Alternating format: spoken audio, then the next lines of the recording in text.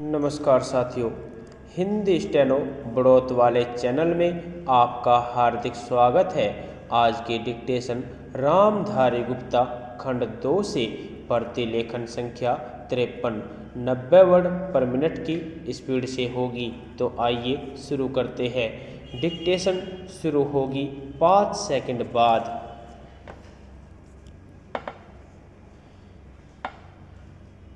Start. महोदय, मैं मानता हूँ कि यदि हम चाहें कि किसी भी भाग को अपनी इच्छा के अनुकूल बना लें तो यह संभव नहीं हो सकता। किसी भी देश में जितने लोग बसते हैं उन लोगों के हृदय में जो भावनाएं पैदा होती हैं, उनमें जो विचार उठते हैं, उन्हीं से भाषा निकलती है। हिंदी कहिए या हिंदुस्तानी, दोनों ही हिंदुस्तान में पैदा हुई और आज भी चल रही है। इसलिए मैं सदा से यह बात कहता आया हूँ कि किसी विदेशी शब्द को अपनी भाषा में न घुसने देने का विचार बिल्कुल गलत है। यदि कोई भी जीती जागती भाषा आगे बढ़ रही है, उन्नति कर रही है, तो उसमें बाहर के शब्द आए बिना रह नहीं सकते। यदि आप अंग्रेजी भाषा के किसी भी शब्दकोश को खोल कर देखें तो उसके अंत में 20-25 पृष्ठ परिशिष्ट के जोड़े जाते हैं। उन पृष्ठों में अंग्रेजी भाषा में जो नए नए शब्द आते हैं वे ही दिए जाते हैं। कुछ दिन हुए मुझे चैम्बर्स का एक पुराना शब्दकोश मिल गया। मैंने देखा कि आज का चैम्बर्स शब्दकोश पुराने शब्दकोश से दुगना मोटा था। पिछले 60 वर्षों में जितने नए शब्द लिए गए वे सब नए शब्दकोश में थे। विदेशी भाषा के जो शब्द प्रचलित है, यदि उन्हें निकाल देने का प्रयास किया गया तो भाषा का रूप ही दूसरा होगा।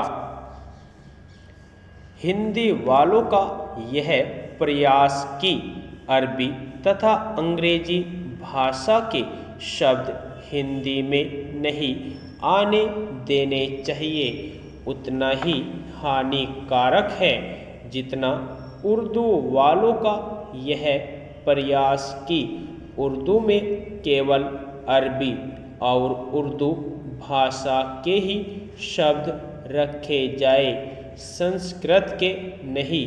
उसके साथ साथ हमको यह भी मानना होगा कि हिंदुस्तान में जो बहुत सी भाषाएं हैं वे अलग अलग प्रदेशों की अलग अलग भाषाएं हैं। जैसे उत्तर भारत में मराठी, गुजराती, हिंदी, बंगला, उड़िया तथा असमिया और दक्षिण में तमिल, तेलुगु, मलयालम तथा कन्नड़।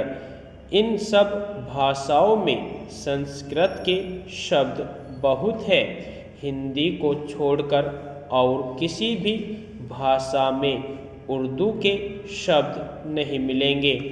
देश में हिंदी को इस योग्य बनाना है कि लोग उसे सरलता से सीख सके, इसलिए उसमें संस्कृत के शब्द लेने ही पड़ेंगे, उससे बचा नहीं जा सकता। हमारे संविधान में हिंदी की व्याख्या इस प्रकार दी गई है कि हम उसी भाषा को हिंदी मानते हैं जिसके मूल में संस्कृत है।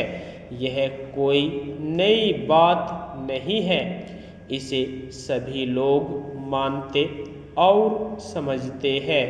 आज लोग कुछ ऐसी हिंदी लिखने लगे हैं जिसमें संस्कृत के बड़े बड़े शब्द अधिक आते हैं, जो हमारे जैसे आदमी को, जिसने संस्कृत नहीं पढ़ी है, समझ में नहीं आते।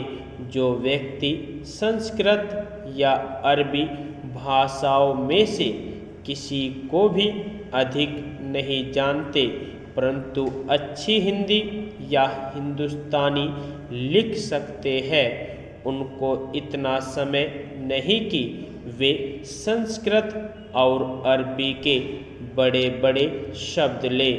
वे तो छोटे शब्दों में ही अपना काम निकाल लेते हैं। बड़े शब्द लेने हो तो वह दूसरी चीज़ है।